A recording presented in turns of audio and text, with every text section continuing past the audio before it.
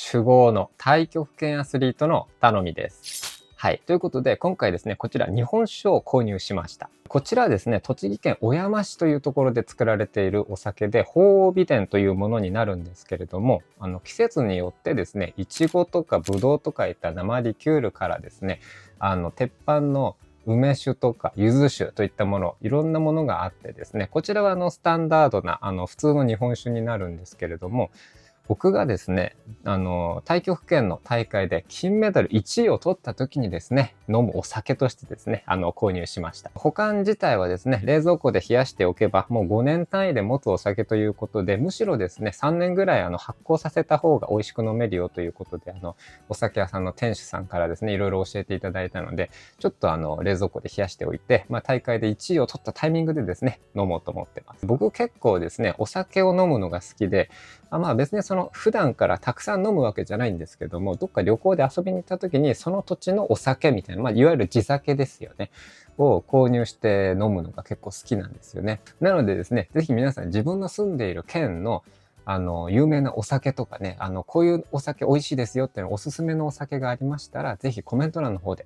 教えてください。はい。ということで、太極拳の話をしていきたいと思うんですけれども、今回やるのは、今日から始められる太極拳シリーズ、今回第7回目ですね。ショウホイピーパーの解説をしていきたいと思います。ショウホイピーパーはですね、3回目のローシャーブが終わった後、玄武をして、重心の移動、腰の回転があって、で、前の相手の腕を取りに行くという、そういう動作になります。これですね、玄武という動作が出てきますので、これ前回、バイフーリャンチの方で玄武解説していますので、まだ見てないよっていう方はですね、ぜひまずそちらの方をご覧いただいて、玄武とはどういうものなのかというのを知った上でですね、やってみてください。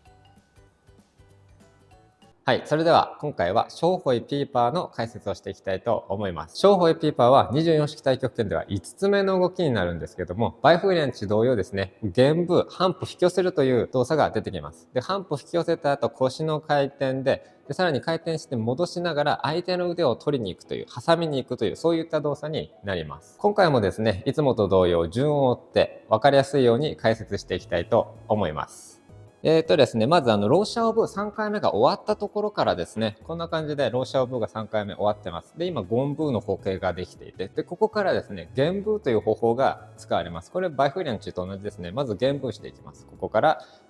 はい、前の足に重心を乗せて、後ろ足玄ブーをする。で、ここですね、まず一つ目のポイントがあります。この手首、これをですね、ちょっと緩めるようにします。で、これなんですけど、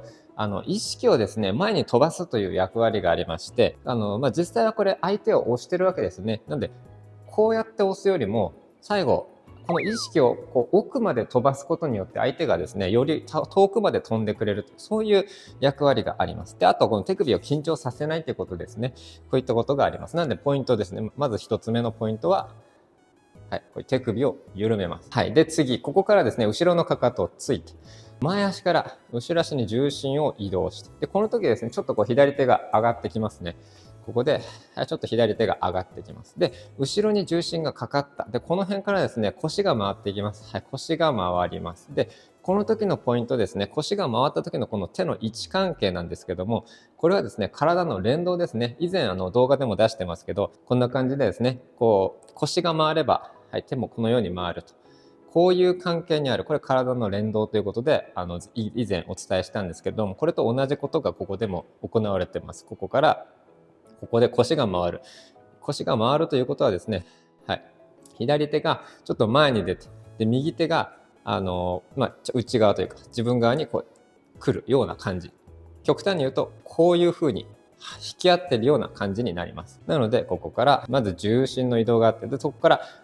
はい、腰が回った時、こういう関係ですね。で、ここからですね、また目線をちょっと前に戻していくんですけども、まず右足で体重を乗せて片足立ちになります。完全に今片足立ちです。で、ここからかかとをつく。で、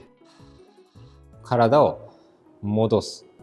はい。これでショウホイピーパーの完成になります。で、この時の注意点ですね。定型はこの右の手なんですけど、左の手の肘のあたりに右手が来る感じ。こんな感じですね。相手の腕をこう挟んでいるような、こういうイメージで行うといいです。で、これ正面から見ていただいてですね、こんな感じになるんですけども、これ半身の状態になってます。半身というのは腰が斜めに向いてるということですね。つまりこうではないですよということです。ここから半身になるので、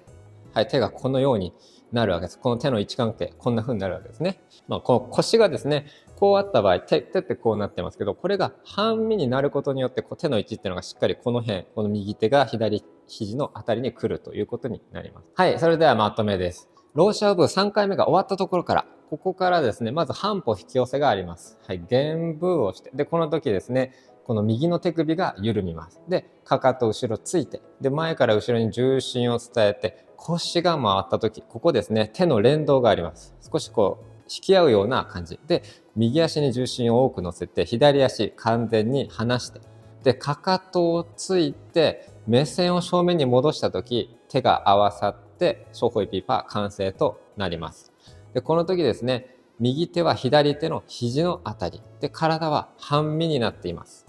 はい。これでショーホイピーパーの完成となります。はい。ということで、いかがでしたでしょうか。今回はショーホイピーパーの解説をしました。ショーホイピーパーはですね、入門太極拳にも出てくる最初に学ぶ技の一つにもなりますので、ぜひですね、この動画を見て覚えてみてください。で、ショーホイピーパーのコツなんですけれども、まず玄舞をしますよね。で、玄舞をした後、これ重心の移動があります。重心の移動があって、そこから腰の回転。で、この腰の回転もですね、クワが入ることによって腰が回転すると。で、この後、前に持っていくときですね。前に持っていくときは、目線で持っていってあげて、で、ここでショーホイピーパーが決まる。こんな感じでですね、一つ一つ丁寧にやっていただくと非常にやりやすいのかなと。で、また動きもですね、やっぱり一個一個ちゃんときちんとやると、柔らかく見えるんですよね。例えばこれが腰だけで振っちゃってたりなんかするとですね、くねくねした動きになってしまって、力が全然伝わってなくて、結果、柔らかく見えないということになってしまいますので、一つ一つ、最初はね、止めながらでもいいので、一つ一つの動きを丁寧にやると柔らかく動いていて、また力もですね、しっかり伝わっているように見えますので、